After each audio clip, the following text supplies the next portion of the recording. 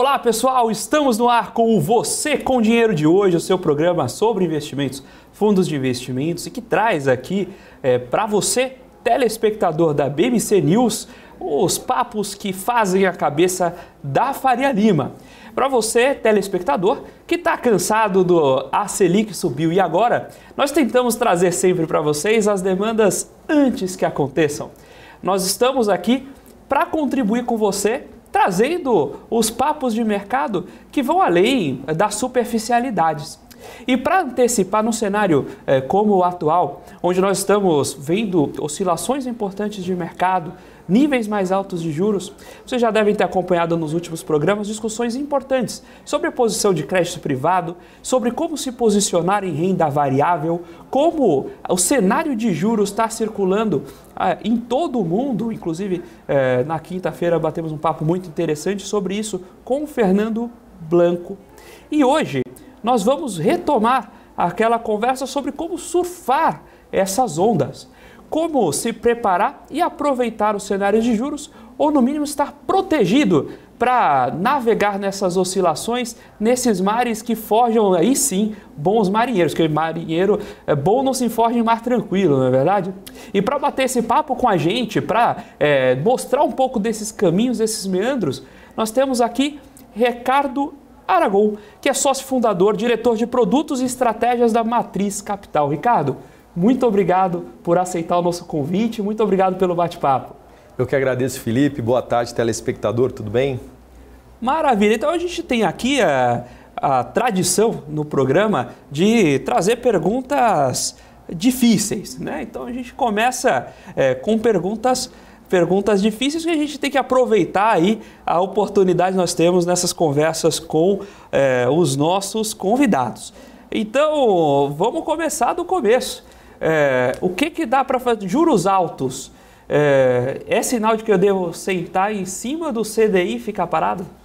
Claro que não, Felipe. É bacana, é uma provocação muito interessante, porque é a pauta do momento, né? O CDI está aí, né, a 13,65, né? Ele é o espelho da Selic, que está 13,75 ao ano.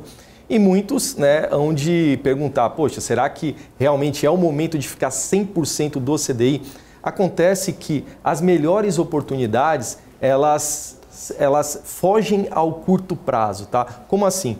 O cliente hoje, né, que ele briga por uma taxa de 100 a 101% do CDI hoje, através de um LCA, através de um CDB, era o mesmo cliente, por exemplo, lá em 2020, era o mesmo investidor que também barganhava pela mesma taxa, porém a Selic estava 2%, né, e hoje está 13,75%.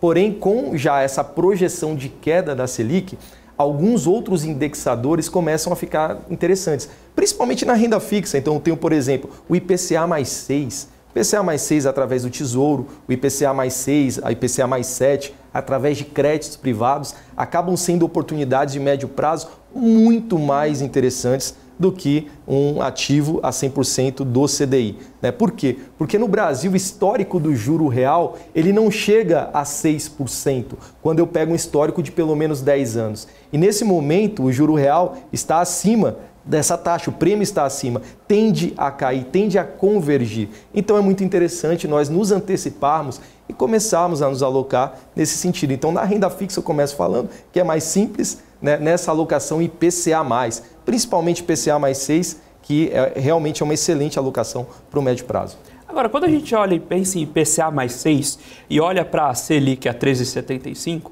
a gente está, de certa forma, pelo menos numa primeira perna, né, no curto prazo, de certa forma, cravando uma inflação implícita na casa de 6, 6,5, né? Que é bastante alta, mais alta do que a gente vê no histórico de 12 meses e é muito mais alta do que a gente tem como meta. Nesse caso, a gente está olhando para esses números porque a expectativa é que essa inflação suba ou a gente está vendo um prêmio de risco muito maior para IPCA+. Perfeito. A expectativa é justamente que a expectativa, né, no caso da inflação, ela suba nos próximos meses, até porque foi muito oportuno do governo, né, falar que a inflação ela fechou nos últimos 12 meses abaixo de 5, porque acaba contando com os 3 meses da deflação do ano passado.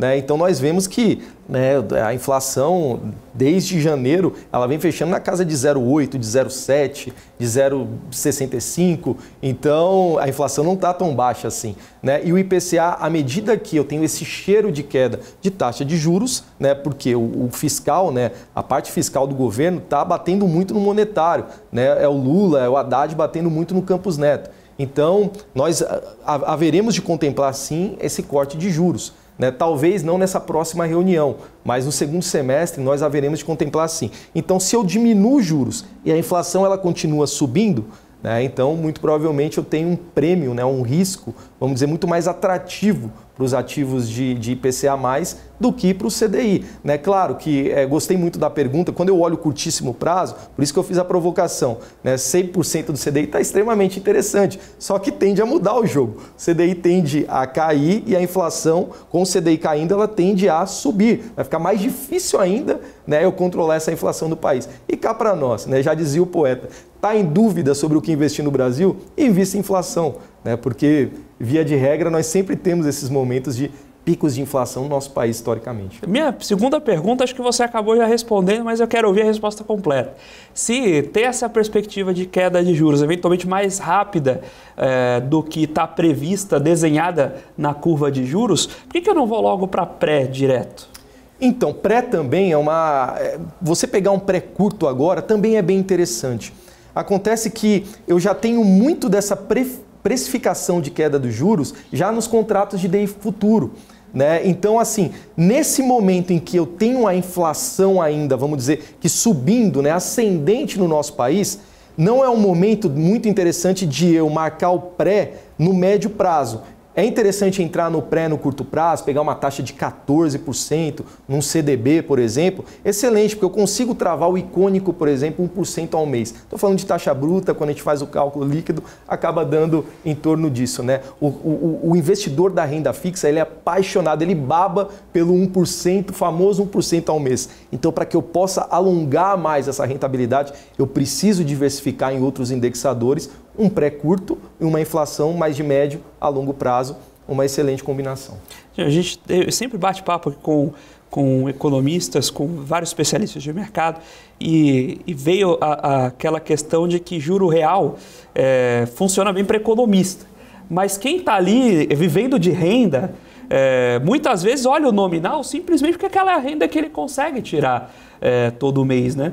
E aí o que a gente vê, inclusive está para sair um estudo, mas já antecipo aqui em primeira mão, é que nesse ano a gente teve um movimento de saque dos fundos de investimento muito forte, né? Os fundos de investimento acabaram cedendo seus recursos a aplicações, nem a outros fundos de renda fixa, mas aplicações mais simples, né? Aquela aplicação em CDB que você faz pelo aplicativo do banco. Porque depois que você atinge aquele seu 1%, tem aquele corte psicológico, né? Se eu já bati meu 1%, daqui para frente o que vier é lucro, mas eu não vou correr mais risco para angariar. Enquanto você estava respondendo aqui, Ricardo, eu peguei a comparação desde janeiro de 2003 até ontem em dias úteis, né, sexta-feira, sexta não, quinta, né? Puxa, é muito feriado. Entre IPCA mais 6, IBOV e CDI. Né? R$100 aplicados em cada um desses três, qual você acha que você teria maior recurso hoje? O IPCA mais 6. IPCA mais 6. Com uma boa margem. Nem o maratonista CDI aguenta segurar essa disputa. Juro real de 6 não aguenta. Não aguenta. Se você tivesse aplicado R$100 em IPCA mais 6, hoje teria R$954. Não, perdão. Você teria R$1.054,76 em IPCA mais 6, 861 em CDI e 913 em Ibovespa. O Ibovespa, por incrível que pareça, também bateu o CDI nessa janela. E falando em Ibovespa, renda variável agora para esquecer, certo? Não, de modo algum, né? Vamos dizer, nas dificuldades, né, que aparecem as oportunidades, as melhores. Enquanto muitos choram, outros vendem lenço, né? Isso já é bastante conhecido. Então, nós temos setores no Ibovespa, né, segmentos, que estão dando boa oportunidade, né? E sem contar que o nosso Ibovespa também agora, a gente consegue investir, né, em ETFs, né, no exterior, através, né, de BDRs, a gente consegue também investir em ETFs, que são pacotes de criptomoedas. Então, tá muito mais, o nosso Ibovespa hoje está muito mais desenvolvido do que há 5, do que há 10 anos atrás. Então eu tenho muitas oportunidades no Ibovespa até para descorrelacionar, né, o próprio BOVA11, né, vamos assim dizer, ETF da Bolsa, né? Então, tem segmentos que estão muito interessantes, tá? Tem aí setores que são extremamente consolidados, como setor de energia, setor de bancos, seguridade, que pagam dividendos, né, vamos dizer que muito alinhados à Selic, né, durante o ano. Então, eu tenho essas ações dando oportunidade, tá? Só assim, a nível de curiosidade, a PetroRio, com toda essa alta da commodity, né, do petróleo, chegou a subir mais de 60% aí nos últimos 12 meses.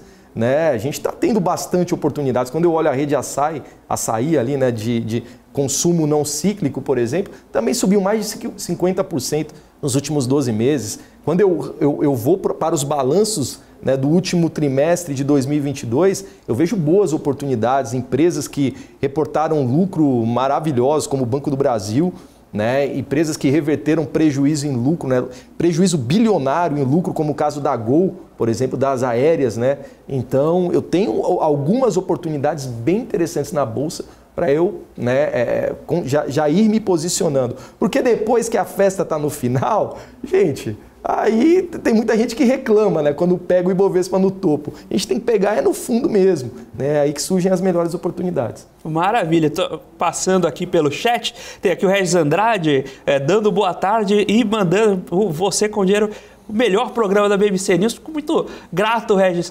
Eu sei que você deve falar isso para o Gani também no marketing, mas eu fico muito agradecido pelo seu comentário. A Silvia Torres aqui mandando boa tarde. O próprio Regis comentando, o grande profissional que é o Ricardo, né, e agradecendo justamente por trazer a sua presença. O grande boi da Bolsa, um telespectador muito fiel aqui do programa, comentando, é o melhor programa da BMC, mas só ganha like se mandar aquele abraço tax-free para Macapá, Amapá. Então, forte abraço Macapá, forte abraço Boi da Bolsa e que não venha uma taxação sobre esse abraço. Por enquanto, a gente está isento, mas da reforma tributária a gente nunca sabe. Verdade, é verdade? Verdade. Então, o pessoal ali comentando sobre o programa e deixe também sua pergunta.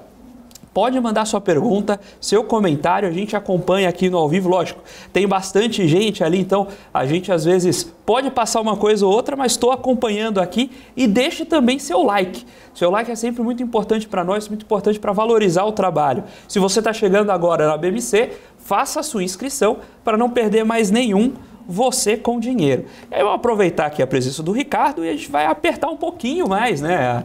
Já que a gente está falando de ações, e aí, poxa, você comentou sobre alguns setores importantes. Você tem como investir em ações, mas limpar um pouco o risco de bolsa, né? Fazendo operações long and short, não necessariamente para aumentar risco, muito pelo contrário, para mitigar risco de bolsa. Conta um pouquinho dessas operações para a gente, cara. Perfeito, perfeito. Então hoje, realmente, quando a gente fala dessa realidade, desse universo de bolsa, nós temos várias estratégias que podemos adaptar ao nosso portfólio a fim de tanto de gerar alfa, né, em momentos oportunos, como também de proteger melhor a estratégia com ações, tá? Como assim? Então, quando eu falo de long short, por exemplo, hoje eu posso operar comprado e vendido ao mesmo tempo. Como assim? Então, por exemplo, eu posso fazer um long short intrasetorial. Eu pego um setor da bolsa, pego, por exemplo, celulose. Imagino que a Suzano, através dos seus múltiplos, através do último resultado, ela tem uma oportunidade, gente, estou usando o sentido figurado, tá? Hipoteticamente aqui. Não é recomendação de compra, pessoal da CVM que está assistindo a gente, forte abraço, mas a gente não faz recomendação de compra no programa. Perfeito, eu posso pegar a Suzano e ficar comprado no papel, enquanto ao mesmo tempo eu vendo a Klabin, por exemplo. Né? E eu ganho justamente no delta, ou seja, na diferença de rentabilidade entre os dois papéis. Por exemplo, eu posso fazer isso com o Banco do Brasil, que teve um excelente resultado no quarto trimestre de 2023, só que já se valorizou muito nessas últimas semanas, tá? E, por exemplo, o Bradesco, que teve um péssimo resultado, né, dentro do setor de bancos, talvez o pior, né? Pior do setor de bancos ali, poderia estar comprado long, né, a expressão long, o termo long é comprado, e o termo short vendido em Bradesco. Então eu ganho na diferença. Por que essa é uma estratégia interessante? Porque mesmo se a bolsa ela cair muito, pode ser que as ações do Banco do Brasil, no exemplo, elas caiam menos que as ações do Bradesco. E eu ganho nessa diferença. Então se Bradesco cai 10 e Banco do Brasil cai 5, por eu estar comprado em Banco do Brasil e vendido em Bradesco, fazendo uma conta simples, eu estou ganhando 5% de rentabilidade, porque o meu ganho está na diferença de rentabilidade dos dois ativos. Isso é muito comum fazer isso, como você comentou, em setor, né? Então você olha, você fala, olha, você pode inclusive apostar num setor que está mal. Né? Exato. Itaú e Bradesco, eu sou fã de... Eu não, mas você, investidor, que é fã de banco digital, você olha aí acha que, sei lá, Bradesco e Itaú vão mal. Mas você acha que o Itaú dura mais um pouquinho. Aí você vende o Bradesco e compra o Itaú, não é isso? Perfeito. Mesmo os dois caindo, se o Itaú cair menos, você já está no lucro. Exatamente, perfeito. É uma excelente estratégia de proteção. Qual que é o melhor disso?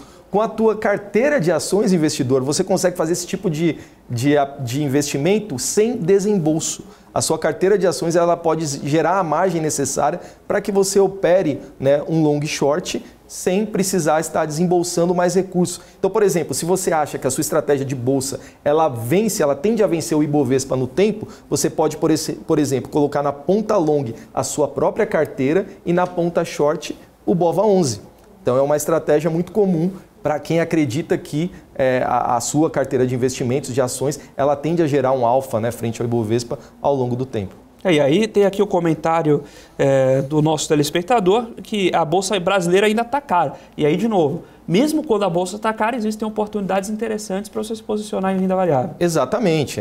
A Bolsa, em geral, tudo bem, ela pode estar cara, até porque, né, Petrobras ela caiu forte, né? Já vem puxando bastante. A Vale, né? A Vale ela sai da pandemia de R$ 34,00, ela bate quase R$ 112, R$ 113,00 e agora ela voltou um pouco mais, né? Tá fechando um gap aí para quem gosta de análise técnica de R$ 66,00. Olha que interessante, né? Olha, estou falando da Vale, da poderosa Vale. Então, né? Vamos dizer que o ponto de entrada pode estar logo aí, né?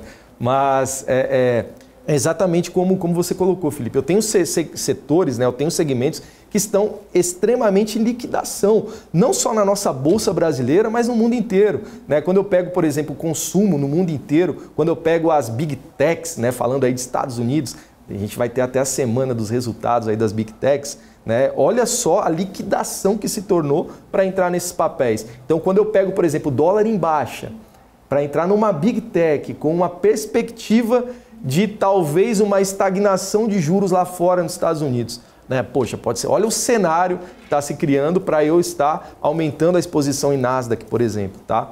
Só dando um insight.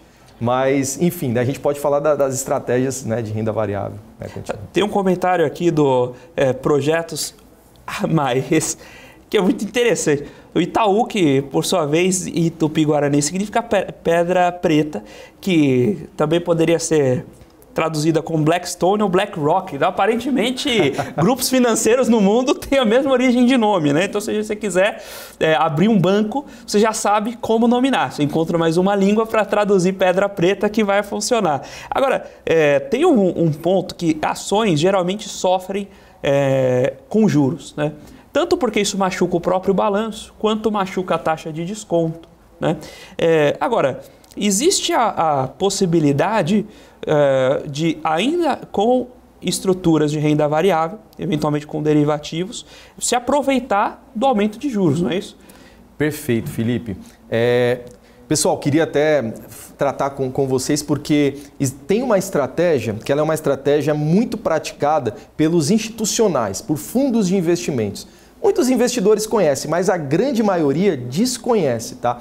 Que estratégia é essa? Dividendos sintéticos com opções, ou o famoso financiamento de opções. Como é que funciona? Tá? Em suma, né, eu compro ali a minha ação à vista, né? Por exemplo, comprei Petrobras a R$ 26,00.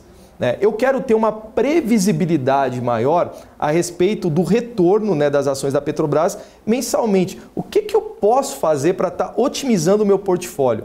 Bom, se eu comprei as ações de Petrobras a R$ 26,00, desculpa, pode ser que, para mim, eu vender uma opção de compra da Petrobras para o mês que vem a R$ 28,00, pode ser que para mim esteja interessante. Por quê? Porque vendendo essa opção de compra a R$ 28,00, eu ganho um prêmio, né? Eu ganho uma opção. Então, essa operação é justamente esse financiamento, né? O que acontece em Minas Gerais, tá? Só para ilustrar aqui. Dizem que a Bolsa é um grande cassino, né, que tem muitos apostadores. Isso é verdade. Determinado, vamos dizer que isso até tem muitos especuladores na Bolsa, né, que aproveitam momentos muito curtos para tentarem um tiro de uma grande rentabilidade. Mas a ideia aqui é atuar como banca que financia esses apostadores, né? Dizem em Las Vegas que a banca, ela sempre ganha, né? Então é muito bacana isso, por quê? Porque se eu travo, né, eu aceito vender as minhas ações da Petrobras, aqui voltando ao exemplo, a R$ 28,00 para o mês que vem, eu ganho um prêmio e esse prêmio ele varia, presta atenção, ele varia de 2% a 6% ao mês. Tá? Via de regra. Então, eu tenho essa previsibilidade dos dividendos sintéticos, né? Então, se eu tenho um retorno sobre um ativo de 2% a 6% todos os meses, vocês concordam comigo que eu estou ganhando um dividendo? É um dividendo sintético. Estou ganhando isso por estar vendendo as opções de compra da Petrobras a R$ 28,00. Rapidinho, quais as implicações? Se as ações da Petrobras subirem acima de R$ 28,00, eu sou obrigado a vender no mês seguinte por 28, mas não tem problema, porque eu já coloquei essa estratégia dentro do meu portfólio, né? E se as ações caírem, eu fico com o prêmio que eu recebi, permaneço com o papel e diminuo meu preço médio com esse lançamento que eu fiz. Fato é que na maior parte do tempo, o Ibovespa está de lado. Ele está de lado e essa estratégia ela tende a ser muito vencedora no tempo. Não à toa, os principais fundos de investimentos eles fazem esses lançamentos cobertos, né, com muita frequência. Então nós, os investidores, entre aspas, sardinhas, né, nós precisamos operar como os tubarões operam, né? E uma das estratégias mais conhecidas, né, entre os tubarões é essa, né, de dividendo sintético. Tem, inclusive, baseado nisso, uma comprovação, uma validação desse tipo de movimento, existe um ETF, o BOVA11 é o mais famoso, né? Mas tem o BOVV11, que é um outro ETF lastreado em Ibovespa, que foi lançado em 2016, 4 de agosto de 2016. Desde o lançamento até hoje, ele rendeu 83,71%, contra 81,21% do Ibov, já depois das taxas. Aí você me pergunta, puxa, mas como é que você pode ter um fundo que replica o índice rendendo mais que o índice? Lembrando que o Ibovespa é total return. Lembrando que o Ibovespa é total return, é diferente do S&P 500, por exemplo. Como é que pode o BOVV11 render mais que o Ibov? Justamente porque ele faz esse tipo de lançamento. Ele sabe já que a ação do Itaú não vai sair de um mês para o outro do Ibovespa. E nem vai perder substancial peso. Então você pega o grosso ali e já vai lançando calls cobertas. Como o blockchain comentou aqui, blockchain play, você vai fazendo vendas cobertas de opções de compra. Né? Exato. E isso há derivações, né, dessa operação. Por exemplo, eu posso fazer vendas de opções de venda, né, que aí no caso eu vendo as puts. Né? Então eu teria que recomprar o papel caso ele caísse para um determinado patamar. Mas... É um pouquinho mais arriscado, né? Enfim, mas geralmente, por exemplo, a família Barsi, por exemplo, né? E olha a família icônica, né? Na figura da Louise, né? Ela gosta muito dessa operação de venda de put, por exemplo. Né? Por quê? Porque se você acha que a ação ela vai ficar barata a comprar a um preço mais baixo, né, num patamar muito mais ali, muito menor, né, então eu posso fazer esse lançamento, eu me comprometo a comprar as ações dessa empresa se elas caírem para aquele patamar ou abaixo daquele patamar. E eu também ganho esse prêmio, né, de 2% a 6% ao mês. Isso falando de empresas sólidas. Empresas que são mais voláteis, o prêmio chega até 15% a 20% ao mês, tá? Mas são mais arriscados aqui, né? Não estou aqui para influenciá-los a especular. A ideia aqui é fazer um planejamento inteligente. Né? Então, através do dividendo sintético, do lançamento coberto, eu consigo otimizar muito o retorno, né, da minha carteira de ações, como o exemplo que o Felipe acabou de colocar, por exemplo, né, do BOVV11, né, da BOVA11. Né? Quando a gente coloca os lançamentos por dentro, a rentabilidade tende a ser muito maior.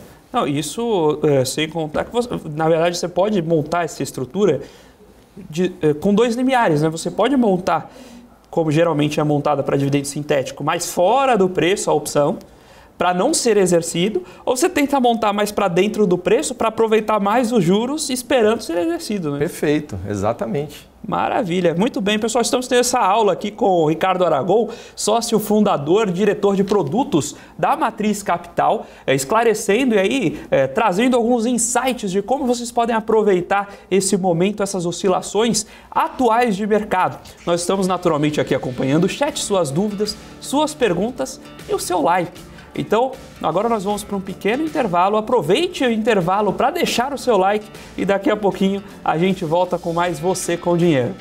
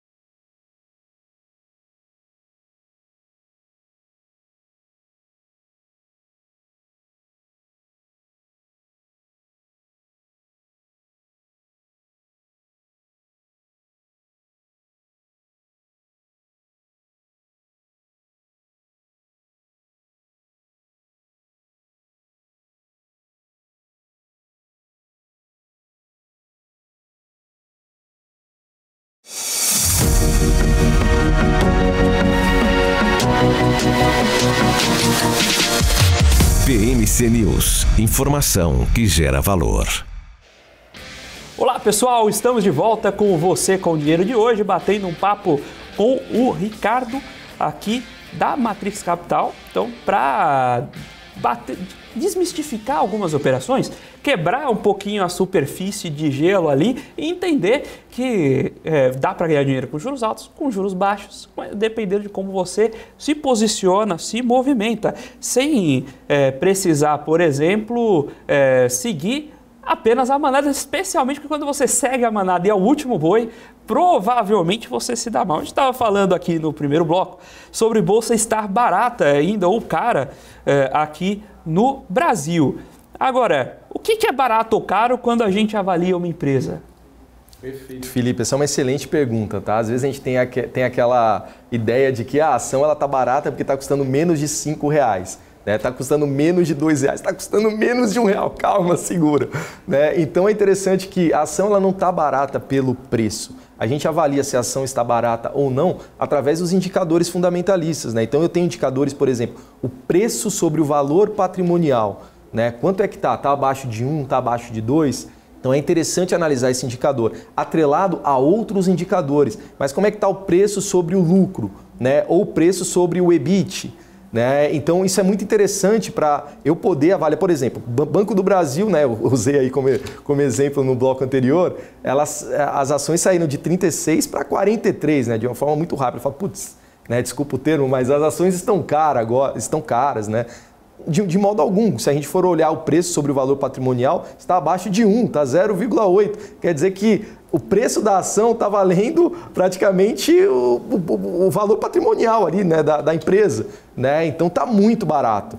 Né? Então está R$ 43,00, mas está barato. Tem empresas, por exemplo, que estão valendo R$ 3,00, né? Quando eu falo, por exemplo, de Magazine Luiza, né? Tá valendo R$ 3,00, só que Magazine Luiza, ela já fez o split pelo menos 3 vezes, ela já valeu mais de R$ 100,00, né? Vamos dizer que aumentou o número de ações no mercado e diminuiu o valor do preço, né, da ação. Então, quando eu pego, por exemplo, o preço sobre o valor patrimonial, o preço sobre lucro, está muito mais caro do que uma ação de banco, do que uma siderúrgica, por exemplo, também como Vale, como Gerdau, como Usiminas, também estão bem mais baratas do que algumas ações de consumo que, por essa queda muito brusca, né, caiu mais de 70%, mas se valorizou quanto nos últimos anos?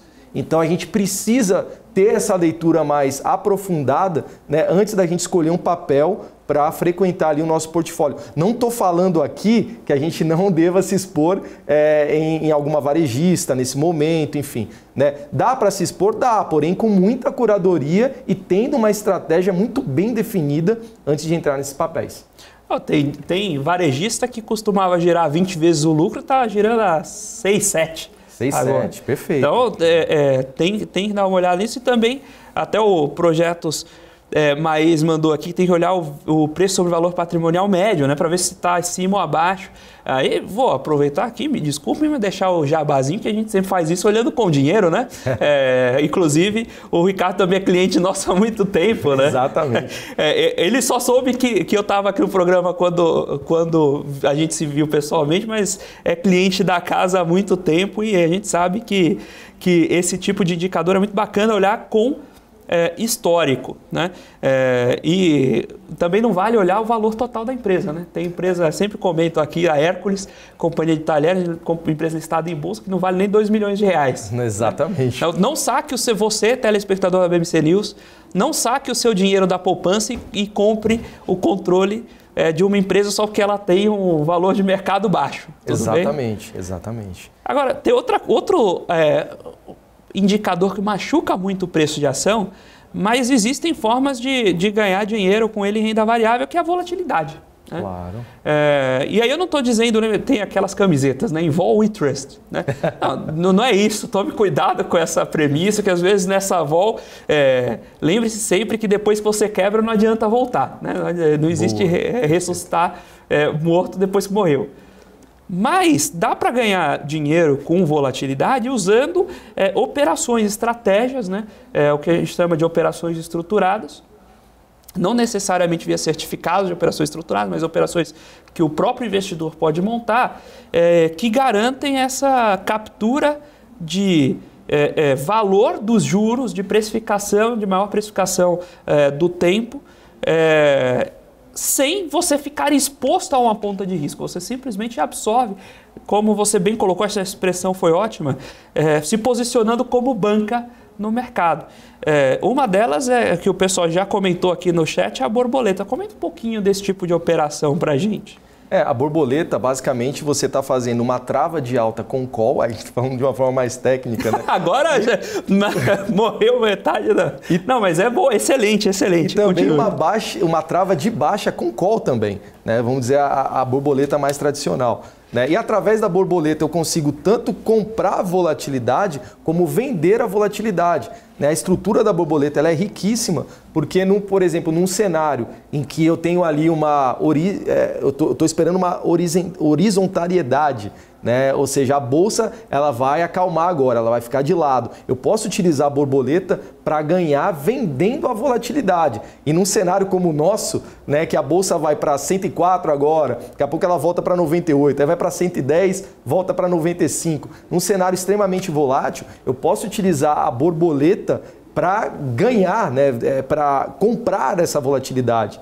Né? Então, Claro que tem algumas estruturas diferentes de borboleta que eu consigo ganhar e calcular isso que é o mais importante, fazer o gerenciamento de risco, né? Calcular, né, o total de risco ali que eu vou ter na operação, ou seja, quanto de dinheiro eu vou perder caso essa operação não dê certo, né? Além da borboleta, eu tenho o Strangle também, né? Eu tenho o Strangle, que é comprar uma call, né, um pouco mais fora do dinheiro, e também eu compro uma put um pouco mais fora do dinheiro, né? Se o ativo ele subir bastante ou ele cair bastante, né, eu ganho uma dessas duas pontas, mas tem que, né, subir bastante, de forma significativa. O famoso straddle, né, por exemplo, temos professores, né, no mercado financeiro hoje no YouTube falando muito sobre o straddle, por exemplo, né? Tem gente que lança a call, ganha o crédito da call e faz o straddle. O que é o straddle? Você compra e vende a put, você compra uma call e compra uma put no mesmo strike, né? E aí você ganha justamente na volatilidade desse ativo. Mas, novamente, o ativo ele precisa subir significativamente, né, para poder gerar ganhos para a carteira. Então, para valer a pena, né? Para valer a pena. Esse ganho tem que ser maior do que o prêmio que você pagou na call e na put. Perfeito, exatamente. Então, são estratégias muito inteligentes, porém, tem que ser feitos através de um racional estratégico, né? Não pega ali simplesmente compre uma call porque você acha que uma call a seco, porque a ação deve subir nos próximos dias, né? Existem várias dificuldades, como o próprio teta, né? Se a ação ela continua em paralelo ali, sem se mover para cima ou para baixo, você já perde 10% para o dia seguinte. Então, assim, não é muito fácil operar opções, né? Se você tem um profissional, né, um assessor de investimentos da sua confiança, né, sempre vá até ele para entender melhor como é que funciona o racional estratégico dessas operações. E aí você sempre pode, eu acho legal que você sempre pode ir montando essas operações avessas, né? Então, se você acha que você vai ter uma volatilidade maior do mercado, você fica posicionado no straddle. Se você acha que, pelo contrário, vai ficar pequena a volatilidade, o mercado está precificando mais do que a realidade, você vai lá e vende o straddle para outra pessoa. Se tem alguém que quer fazer, você pode ceder essa posição e ganhar o prêmio. E fica feliz com o prêmio, né? Fica feliz com os juros ali. Exatamente, exatamente. Dá para nós gerarmos juros para a nossa própria carteira. Essa que é a ideia quando a gente faz uma estruturada hoje com opções. Os juros estão maravilhosos na renda fixa, sim, mas através de dividendos sintéticos eu consigo, né, ter uma previsibilidade de retorno maior. Imagina, eu estou falando de 2 a 6% ao mês com lançamento coberto, né? Hoje isso dá muito acima da Selic, né? É claro que, novamente, eu preciso ter uma curadoria para poder fazer isso, né? Eu não faço isso à torta e à direita, porque às vezes eu estou com um papel ali, para quem gosta de análise gráfica, que está numa tendência maravilhosa, a média de 9 rompeu a de 21 períodos, né? Confirmou ali no volume e tal, maravilhoso, tem tudo para arrebentar esse mês. Para que eu vou fazer um lançamento coberto de call? Né? Então eu preciso ter o timing de entrada, né? Agora as ações subiram 10%, 12% no mês. Eu não quero me desfazer porque são boas ações, né? A empresa ela tem fundamentos maravilhosos. Aí é o momento de eu lançar a call e ficar ali extraindo, né? Pescando no mercado a hora que eu bem entender todos os meses, né? Então, enfim, é uma estratégia muito boa, mas é necessário, né, uma certa expertise para poder realizá-la. Como disse o Marco Aurélio de Mello aqui, não é para iniciantes, né? E é um pouquinho do que a gente tenta trazer aqui também, as provocações, para a gente quebrar um pouquinho esse gelo da superfície e parar para refletir. Pode ser que, naturalmente, pelo tamanho, né, do programa, pela carga horária, a gente não consiga montar todas as operações aqui, mas pelo menos a gente deixa a provocação para vocês avançarem depois e buscarem seus próprios estudos. Nessa linha, a gente está vendo agora também uma onda de que, olha, tem o Selic alta, eu tive uma crise importante de dívida corporativa, casos americanas, várias empresas procurando recuperação judicial, e o cenário de crédito privado acabou sendo deixado de lado. Tem oportunidades no crédito privado? Se sim, como aproveitar? Eu vou via fundo, eu tento eu mesmo comprar meia dúzia de debêntures. Como está esse aproveitar de oportunidades no crédito privado hoje? Certo, né? E o crédito privado, vamos dizer que ganhou vulto, né, de alguns anos para cá. As emissões de debêntures elas subiram mais de 70% com o comparativo, né, do ano passado, e eu estou tendo esse risco enorme, né, esse risco de crédito. Como que nós devemos nos posicionar, né? Será que ainda há oportunidade? Há grandes e boas oportunidades, tá? Para poder investir em créditos privados. Lembrando, quando eu invisto numa debenture, quando eu invisto num certificado de recebíveis do agronegócio, famoso CRA, ou no CRI, que é certificado de recebíveis imobiliários, eu estou investindo em dívidas de empresas privadas. Né? Por que é interessante, né, falar de fundamento aqui? Por que é interessante a gente ter uma curadoria muito grande nesse momento? Porque a empresa que se alavancou há 2 anos atrás, numa dívida de CDI mais 2, por exemplo, a dívida anualmente gerava em torno de 4%. Né? Essa mesma dívida hoje está em torno de 16% ao ano. Né? Então acaba ficando muito difícil ali para as empresas cumprirem com os seus compromissos, com as suas responsabilidades. Não à toa estão alongando, fazendo rolagem de dívidas à torta e à direita. Então o que a gente deve relevar antes de escolher esses créditos privados? Primeiro, o segmento. Né? Mais importante do que o rating de uma empresa hoje é qual é o segmento, né, em que ela está contida. Né? Por quê? Porque, por exemplo, um AAA hoje no varejo, tem um risco muito maior do que um AA no setor de energia, por exemplo. Né? Ou até um Azinho apenas, né, no setor de bancos. Né? Então, eu preciso analisar hoje o segmento. Quais são os segmentos mais seguros, né, quando falamos de créditos privados nesse momento? Então, eu tenho o segmento de energia, principalmente de transmissão de energia.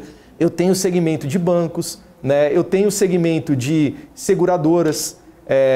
Eu tenho vários segmentos aí que podem gerar uma segurança, né, maior ali, principalmente transmissão, tá, gente? A gente vê que muitos créditos privados são gerados através aí de emissões, né, de empresas desse segmento, tá, de energia, né?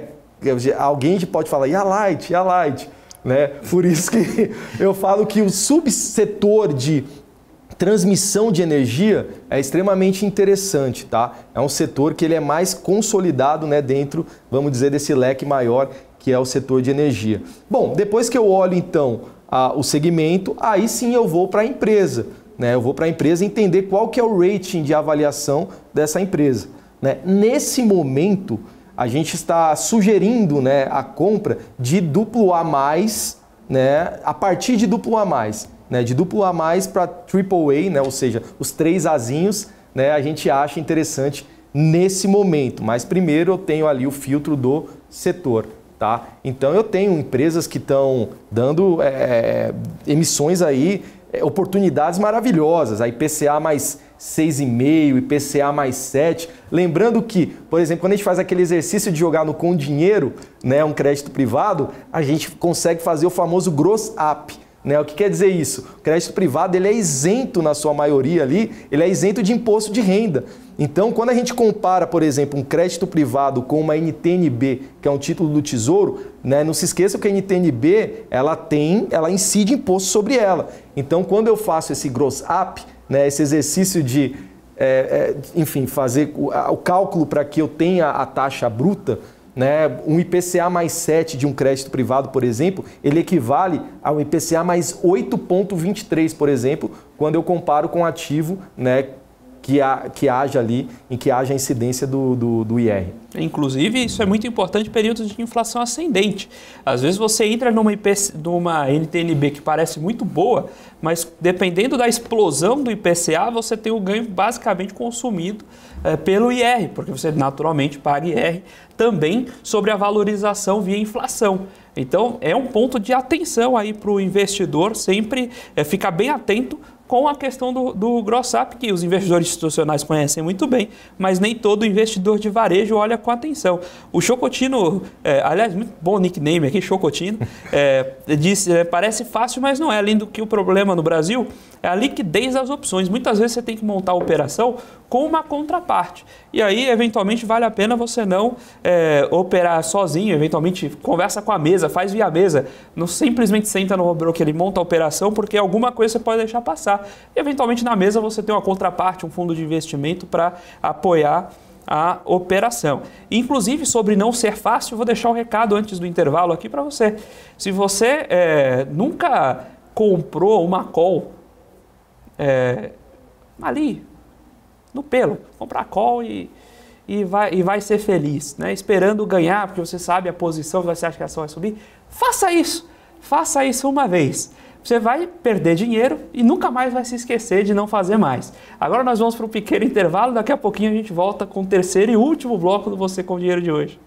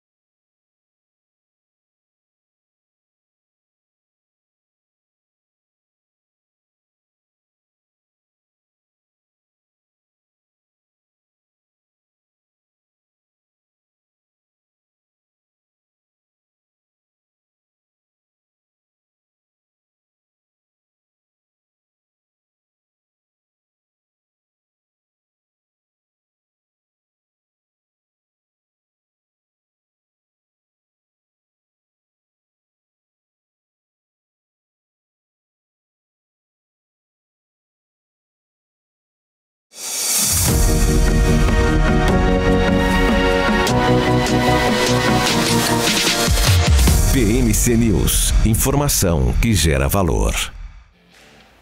Olá pessoal, estamos no ar com o terceiro e último bloco do Você com Dinheiro de hoje, batendo um papo sobre como navegar nesse mercado de juros altos, expectativas de juros dispersas, difusas e, sobretudo, uma volatilidade estranha, né? Nem é aquele preço que oscila todo dia, aí quando oscila numa pancada. Isso tudo é difícil de ler, é difícil de navegar, mas lembrando sempre que mar calmo não forja bom marinheiro, e nós estamos aqui para preparar os melhores. Temos aqui o comentário do Blockchain Play, né? Infelizmente precisamos sentir na pele as feridas para tornar nossas próprias cicatrizes lições de vida, né?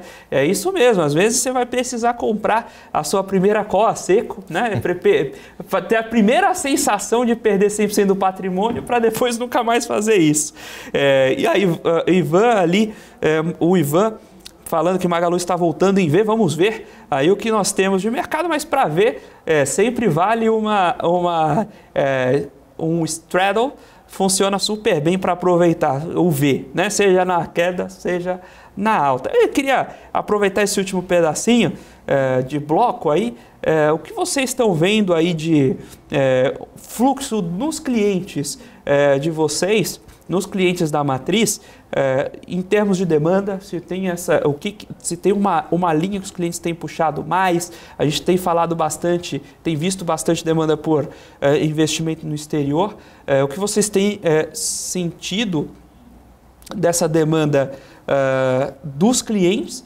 E, naturalmente, depois apresentar um pouco da matriz e como pode encontrar vocês, fazer contato com vocês. Certo, perfeito. Bom, nós da Matriz Capital, nós temos recebido muita demanda offshore, né? Então, clientes eles querem operar no exterior com valores maiores, né? Então, muitos clientes fugindo do risco institucional e muitos clientes querendo, né, aprender realmente, né, já que nós temos um mercado muito mais democratizado, né? Quando a gente fala dos 2 últimos anos, é muito mais simples hoje investir no exterior do que há 2 anos atrás, né? Então tem muita gente que quer aproveitar essa queda do dólar para investir em moeda forte, né, e ganhar ali uma rentabilidade, né, que seja extremamente interessante no exterior. Problema 1, né? Quando a gente fala de indexadores globais, a gente tem um indexador que ele praticamente abrange todos os ativos de renda fixa nos Estados Unidos, que é o pré-fixado. E nesse momento que a gente está contemplando alta de juros lá fora, esses pré-fixados eles estão dando deságio a mercado. Então é muito comum o investidor contemplar essa rentabilidade negativa da carteira, uma vez que os ativos são marcados a mercado, quando falamos de renda fixa. Então o investidor que quer investir lá no exterior, ele precisa entender que na renda fixa nesse momento nós estamos contemplando marcação negativa. Porém, assim que a curva se estabilizar, né, o ganho a mercado começará a ser bem interessante. Mas há um momento, há um timing para isso, tá? Agora, quando a gente fala de renda variável no exterior, a gente pode estar visualizando uma boa oportunidade nesse momento, porque eu tenho a inflação arrefecendo. O último dado do CPI norte-americano, que equivale ao nosso IPCA, nós já contemplamos que a inflação ela subiu abaixo do esperado, ela subiu 0,1. E a gente sabe que quando a inflação ela sobe de uma forma mais tímida, acaba dando aí um ensejo para um posicionamento de repente na Nasdaq, né, que se valoriza com as expectativas de inflação mais baixas, né, e consequentemente com um cheiro de repente de estagnação, de estabilidade ali nos juros, né? Então pode ser um momento interessante para se posicionar dessa forma, né? Não que a renda fixa não esteja interessante, está muito interessante, porém a marcação a mercado é bom que o investidor saiba, né, que está negativa. Bom, quando a gente fala de Brasil, a demanda muito, né, por produtos tem sido por produtos que pagam renda passiva, né? Então é o investidor fazer aquela carteira que gera renda passiva todos os meses. E eu conseguindo, por exemplo, fazer ali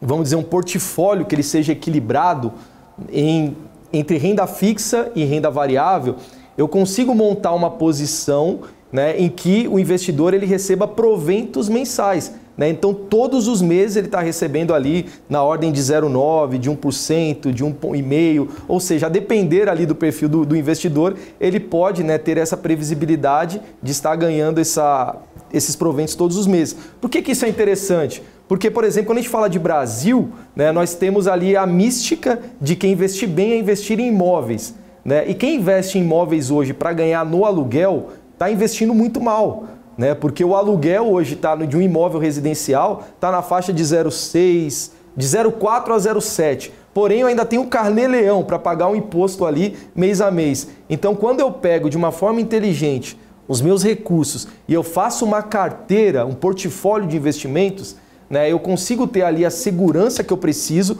para poder enfrentar o mercado. O mercado é um enxadrista de primeira linha. Ele joga sempre com as pedras brancas, nos atacando. E nós sempre começamos na defensiva. Nós jogamos com as pedras pretas. Quem tenta atacar o mercado se dá muito mal. Então a gente se defende através de um colchão de renda fixa, respeitando os seus indexadores. Eu consigo fazer combinações de créditos privados e ativos do Tesouro para que, por exemplo, eu tenha um crédito privado que pague em janeiro e pague em julho, o outro que pague em fevereiro, que pague em agosto, né? O outro em março e assim por diante. Então eu consigo ter essa previsibilidade de retorno durante todos os meses, né? Então eu coloco, nesse momento, 70% no máximo... no mínimo de renda fixa e 30% no máximo de renda variável é interessante nesse momento, tá? Depois isso vai mudar, né? Quando a realidade do corte de juros, quando a inflação estiver mais bem controlada, a gente, né, começa vamos dizer, a equilibrar a balança, mas nesse momento eu ainda devo me expor mais na renda fixa do que na renda variável. Mas é nesse combo que a gente consegue ganhar, né, proventos mensais aí numa qualidade muito interessante, muito acima de imóveis, muito acima de poupança, etc. Nem se compara, né? Muito obrigado, Ricardo. Foi um prazer recebê-lo aqui. Queria que você deixasse seus contatos, o contato da Matriz Capital, caso nosso telespectador queira acompanhar os conteúdos que vocês disponibilizam, ou mesmo acessar a Matriz de alguma forma como cliente, fica à vontade em deixar suas redes sociais, site, para a turma acessar. Muito obrigado, né? O nosso site oficial, matrizcapital.com.br, né? O nosso endereço ali no Instagram, matriz_capital. E número para contato, né? O 011 999 36 2263. Maravilha, pessoal. Mais uma vez, Ricardo, muito obrigado pela sua participação, muito obrigado pelo bate-papo. E você, telespectador da BMC News, muito obrigado pela sua audiência, pelo seu comentário e, naturalmente, pelo seu like. Nós vamos ficando por aqui com o Você com Dinheiro de hoje. Agora fique com o closing. E até amanhã com mais Você com Dinheiro.